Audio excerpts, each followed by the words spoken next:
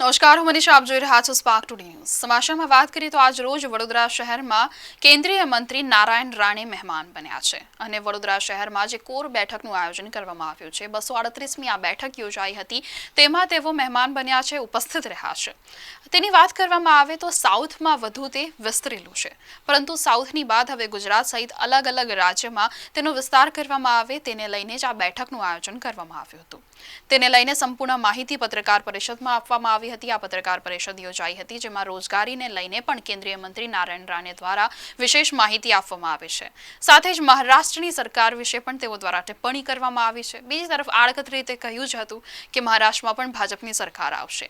આ બધા જ પ્રશ્નોનો તેઓ દ્વારા પત્રકાર પરિષદમાં જવાબ આપવામાં આવ્યો છે। તેની સાથે જ આજે બેઠકનું આયોજન કરવામાં આવ્યું હતું તેમાં સાંસદ રંજનબેન ભટ્ટ, તેમની સાથે જ કેયુર રોકડિયા, સત્યન ગુલાબકર તમામ જે લોકો છે ઉપસ્થિત રહ્યા હતા। તેમની ઉપસ્થિતિમાં 238મી બેઠક યોજાઈ હતી। કોર બોર્ડની વાત કરીએ તો તે સાઉથમાં વિસ્તરેલું છે અને સાથે જ અન્ય રાજ્યમાં લાવવાનો તે પ્રયાસના ભાગરૂપે જ આજરોજ આ બેઠકમાં ચર્ચા વિચારણા કરવામાં આવી હતી। કેન્દ્રીય મંત્રી નારાયણ રાણે દ્વારા પ્રેસ કોન્ફરન્સમાં તેમાં રોજગારી કેવી રીતે હશે તેના માટે વિસ્તૃત જાણકારી આપી હતી। ખેડૂતોના આંદોલન પર પણ તેમના દ્વારા ઘણા નિવેદનો આપવામાં આવ્યા છે। કહ્યું છે કે મહારાષ્ટ્રની હાલની સરકાર પંક્ચર પણ થઈ ગઈ છે। આગામી સમયમાં મહારાષ્ટ્રની સરકાર વિશે તેમણે આડકતરી રીતે તો જણાવ્યું જ છે કે ભાજપની સરકાર બનશે।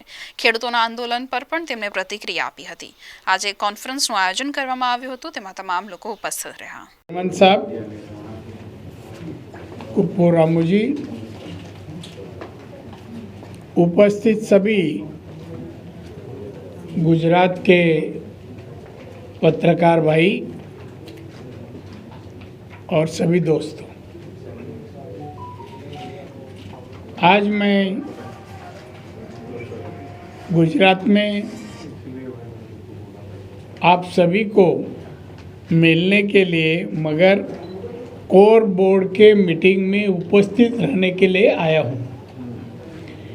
कोर बोर्ड के चेयरमैन जी ने मुझे इनवाइट किया है कि इस मीटिंग को आप उपस्थित रहे। जब से हम अपना इस केंद्र में केंद्रीय मंत्री बनने के बाद ये मेरी पहली मीटिंग है और ये मीटिंग में उपस्थित रहते मुझे काफ़ी आनंद लग रहा है। कोर बोर्ड के जो हमारे चेयरमैन हैं वो केरला से, साउथ से है, मगर चेयरमैन होते हुए पिछले कई महीनों से मैं उनको देख रहा हूँ, बहुत ही अच्छा काम कर रहे हैं। उम्र कितना है मुझे मालूम नहीं, मगर उनका जोश जो है वो एक जवान के मापित है। काम में अच्छा काम कर रहे हैं। हम ये मीटिंग गुजरात में लेने की क्या वजह है, जरा भाइयों पीछे कोई भी अब बोलना नहीं चाहिए प्लीज़। एक गुजरात में लेने की वजह जो है वो ऐसे है, एक कोर बोर्ड का जो एक्टिविटीज़ है, काम है, वो काम साउथ में ज़्यादा है। केरला बोलो, तमिलनाडु बोलो, कर्नाटक बोलो, तो वो साइड ज़्यादा है। तो हम समझते हैं बाकी के भारत के राज्य में एक कोर का काम बढ़ना चाहिए, वहाँ रोजगार लोगों को मिलना चाहिए, वहाँ की तरक्की में कोर का कोई पार्ट होना चाहिए।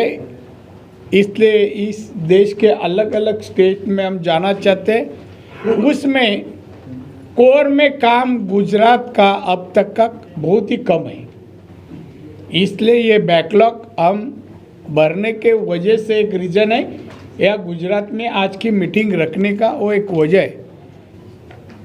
और हम चाहते हैं कि अभी तक की जो एक्सपोर्ट है हमारे कोर की गुजरात में तक है, आने वाले 3 से 5 साल में हम 7,000 करोड़ तक जाना चाहते हैं। उसका प्लानिंग आज के मीटिंग में होगा। टुडेज मीटिंग आज के मीटिंग में होगा और काफ़ी चर्चा होगी कि कोर इधर इस गुजरात में किस तरह का क्लस्टर देने वाले हैं, किस तरह से रोजगार निर्माण करने वाले हैं, वो टेक्निक क्या होगी, एक कोर का क्लस्टर कितने साल में पूरा होगा, आज समझो सैंक्शन किया तो कितने साल में पूरा होगा, उसका लिमिट भी या घोषित किया जाएगा, जल्दी क्लस्टर भी घोषित किया जाएगा। और यहाँ का जो बैकलॉग मैं समझता हूँ गुजरात का है, वो हम भरना चाहते हैं, रोजगार निर्माण करना चाहते हैं।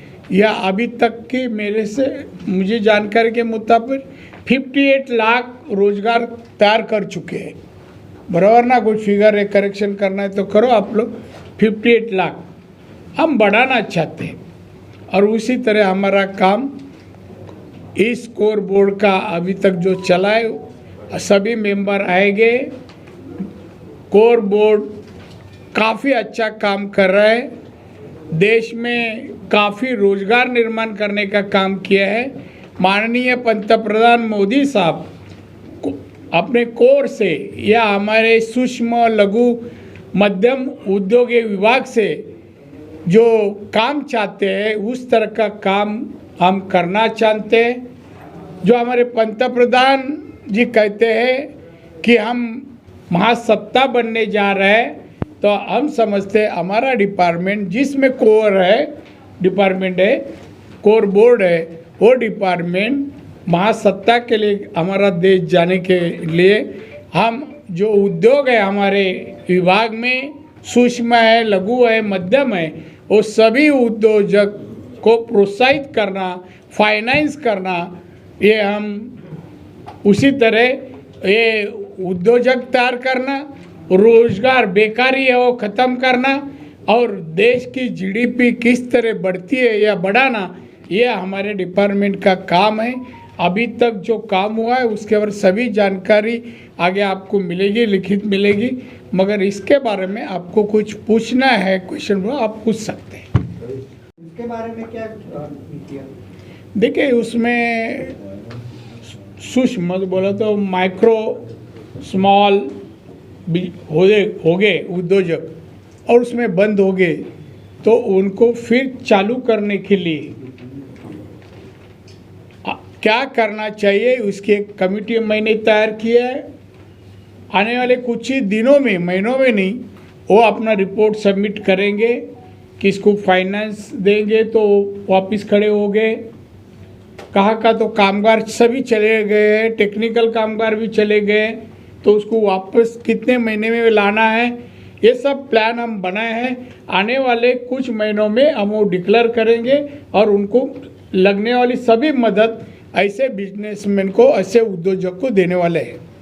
काफी बैंकें लोन देना मना कर देती है, मुद्रा लोन है आपकी जो के लिए अभी मैं जो बोला है ना, हम बैंक को बोलने के बाद हम फाइनेंस मिनिस्टर देश का उनके पास जाकर मीटिंग कर कर उनको बैंक को कहने को लगाएंगे कि इसके आगे हम जो प्लान बनाएंगे वो सबमिट उनको ही करेंगे, क्या इसके आगे लोन देने का कोई रोकना नहीं चाहिए, बैंक मैनेजर देना चाहिए, ये पॉलिसी हम घोषित करें। सर स्मॉल बिजनेस के लिए लोन पास हो जाता है, स्मॉल बिजनेस के लिए कोई शिकायत मेरे पास आई है, इसलिए मैं कहा पहला हम फाइनेंस मिनिस्टर को ये सब सब्जेक्ट बोलेंगे और फ्यूचर में ऐसा नहीं होना चाहिए, जैसे हम सैंक्शन करेंगे उसी टाइम कुछ दिनों में उसको लोन मिलना चाहिए।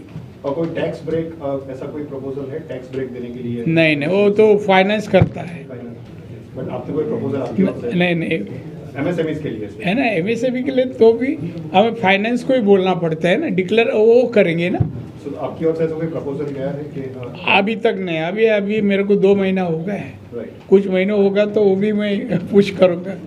सर अभी डिजिटल प्लेटफॉर्म काफ़ी चल रहा है, तो एमएसएमईज को ज़्यादा इन्वॉल्व करने के लिए जैसे देखिए हम एमएसएमई में काफ़ी आधुनिक टेक्नोलॉजी लाने का काम कर रहे हैं। अभी तक हमारा प्रोडक्शन है वो बढ़ाना है, उत्पादन बढ़ाना है, तो ये जो डिजिटल बोलो या लेटेस्ट मशीनरी आनी चाहिए।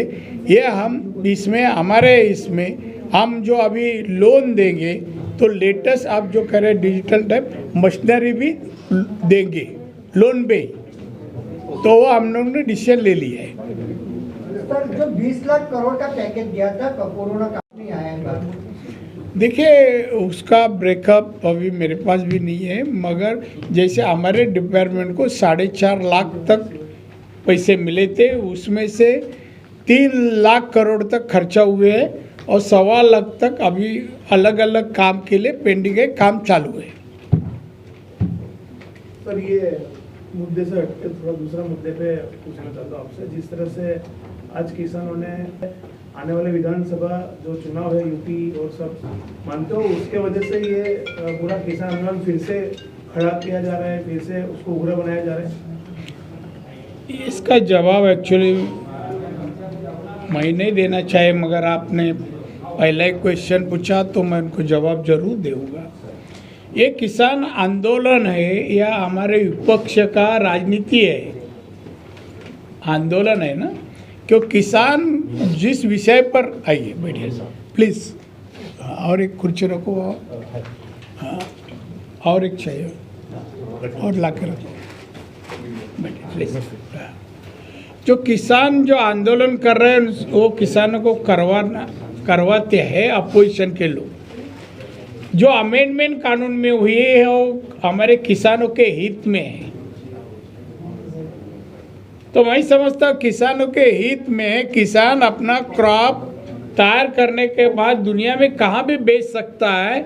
यह अमेंडमेंट किसानों के लिए अच्छा है, जिधर दाम अच्छा मिलता है, पैसा मिलता है वो बेचना। तो अपोजिशन क्या चाहते हैं, उनको दाम अच्छा नहीं मिलना चाहिए क्या? मगर अपोजिशन ये राजनीति कर रहे हैं किसानों को लेकर, उसमें सफल नहीं हो जाएंगे। लोग समझते हैं, किसान समझते हैं ये सब राजनीति के वजह से कर रहे हैं। तो आने वाले कौन से भी चुनाव में मैं समझता हूँ हमारे किसान अपोजिशन का नहीं सुनेंगे। हमारे तरफ माननीय मोदी साहब, माननीय अमित जी शाह इनके साथ ही रहेंगे, ये मुझे विश्वास है। आप जहाँ महाराष्ट्र 58 लाख एंड कोई आगे टारगेट है कि हमें कितना अचीव करना है इन नेक्स्ट फ्यू इयर्स, कितने तक पहुंचना है इनको? नहीं, क्या है 2 ईयर नहीं बोल सकता, हमारा कम से कम अभी जो क्लस्टर है वो तैयार करने में 4-5 साल लगते हैं, मगर हम वो 2 साल में अभी हमने डिसीजन लिया 2 साल में होना चाहिए कंप्लीटेड 2 इयर्स को क्लस्टर। हाँ, अभी का लिमिट है 5 साल आपका, मगर 2 साल में करने का हमारा डिसीजन हुआ है। तो 2 साल में करेंगे तो अगले 2-3 साल में अब अभी तक की जो हम 58 लाख है तो उसके डबल कम से कम 1 कोटी 20 लाख खबर है ना, 1 करोड़ 20 लाख तक हम जाएंगे। गुजरात में आपने एक चीज उनके पास तो क्या गन्ना किसानों जो किसान है, जो गन्ना जो फैक्ट्रीज है, काफी लोग उससे जुड़े हुए हैं। तो मानते हैं कि आने वाले समय में महाराष्ट्र में भी इसका असर होगा? महाराष्ट्र में कुछ नहीं होगा, कुछ नहीं होगा महाराष्ट्र में। और आप किसी लीडर का नाम लो, किसानों के दिल में किसके बारे में रिस्पेक्ट है इसकी जांच पहली करिए, और वो सुनने वाले हैं क्या? आज जो भी काम पिछले 7 साल से देश में महाराष्ट्र में हुआ है डेवलपमेंट का या लोगों का शिकायत दूर करने का, वो बीजेपी कर रही है, माननीय मोदी साहब कर रहे हैं। तो दूसरा कोई श्रेय नहीं ले सकते। महाराष्ट्र की हालत बहुत खराब है, फाइनेंशियली सभी कुछ भी नहीं। किसानों की हालत है, लोन माफ नहीं होगा, कर्जा माफ नहीं हुआ है। तो क्या सर ये कहा जा सकता है कि आने वाले समय में तो कौन से स्टेट्स को टारगेट कर रहे हैं? हाँ, कौन से स्टेट में? देखिए, पहली बात तो जिस स्टेट को समुंदर है, सी है, ऐसे स्टेट को हम बढ़ावा देने का सोचा है।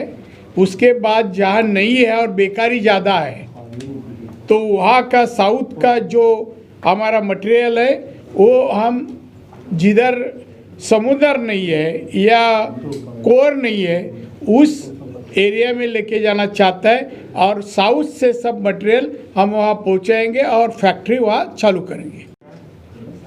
नहीं, मुझे जानकारी नहीं है, मैं कोई ज्योतिष को मिलके नहीं आया हूँ, इसलिए मुझे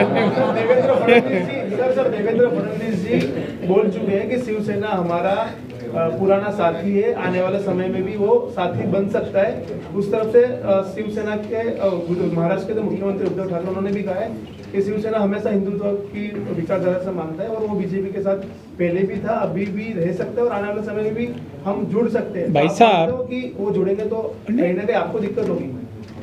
मुझे क्यों दिक्कत होगी? अलायंस होगा तो मेरे को दिक्कत नहीं, मगर आप जो कह रहे हैं ना, उनको कोई एविडेंस नहीं है, कभी कहा, किसके सामने कहा। अभी देवेंद्र ने जो भी कहा है ना, पुराने साथी तो थे ना, वो आप लोग को सबको मालूम है कितने साथ थी। फिर मुख्यमंत्री पद के लिए हिंदुत्व का त्याग हो गया, वो भी आप जानते हैं। तो आगे क्या होगा वो उद्धव ठाकरे और देवेंद्र ही जानता है, तीसरा आदमी को मालूम नहीं है अभी तक। आपको लगता है 3 साल सरकार चलेगी महाराष्ट्र में? और हाँ, सरकार चलेगी और महाराष्ट्र में सरकार चलेंगी, मगर अभी चालू है उनकी नहीं चलेंगी। सरकार तो चलते रहते हैं, हाँ। मगर अभी जो है उनका नहीं चलेंगी, वो टायर अभी पंक्चर होते आए हैं।